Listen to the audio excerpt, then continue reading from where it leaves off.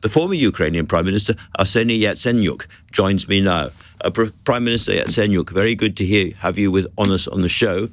Can I ask you, first of all, how important it is to Ukraine that the new British Foreign Secretary's first visit is to Kiev? Well, Lord David Cameron, he's a student of Ukraine. We worked together in 2014 and 15, and he actually supported in signing the CFTA. This is the association agreement between Ukraine and the European Union. At that time, we were the part of the European Union, and we even had the joke that Ukraine instead of UK. So we have the chance to join the EU right now. But the thing is that he knows he's an expert, he's a student, and the thing that he decided to pay his first visit to Ukraine is of crucial importance for us. And he was very vocal and clear-cut, sending a very clear message that the UK and actually the free world is to help Ukraine and to support Ukraine for as long as it takes. Because I usually say, sir, as long as it takes for what? Because I usually add for victory of Ukraine. For victory. Right. And that is the real problem Ukraine faces just now, is it not? That partly because of the Middle East, but partly because of American politics and just time passing, there is a sense that the European supporters of Ukraine are beginning to lose patience, beginning to lose attention, and time may be running out for you to be able to have that victory. That's clearly the way that Putin calculates the future developments. Yeah. That's his playbook.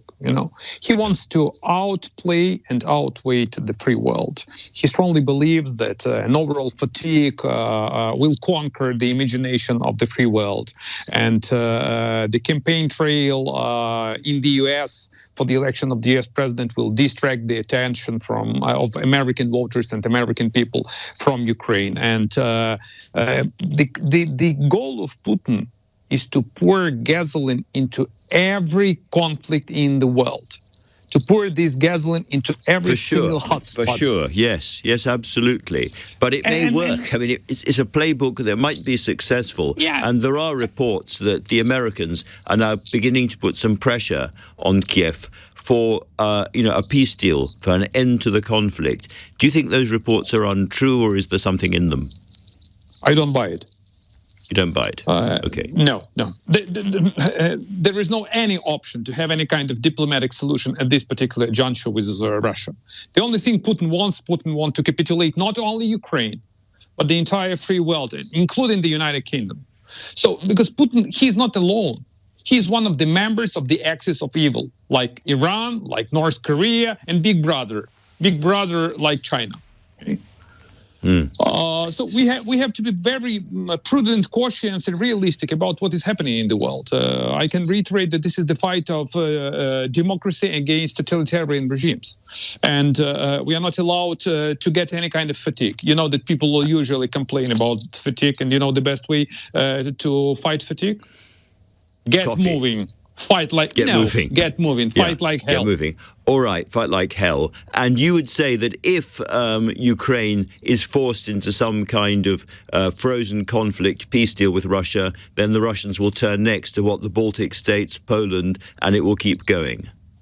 This would be a complete disaster. Any kind of frozen conflict. Russians already managed to freeze this conflict a decade ago, starting from 2014. But the thing is that they will never stop. The ultimate goal of Putin is to resurrect the Soviet Union. And he's very clear about this. He wants to have new sphere of influence. He wants to get new Cold War.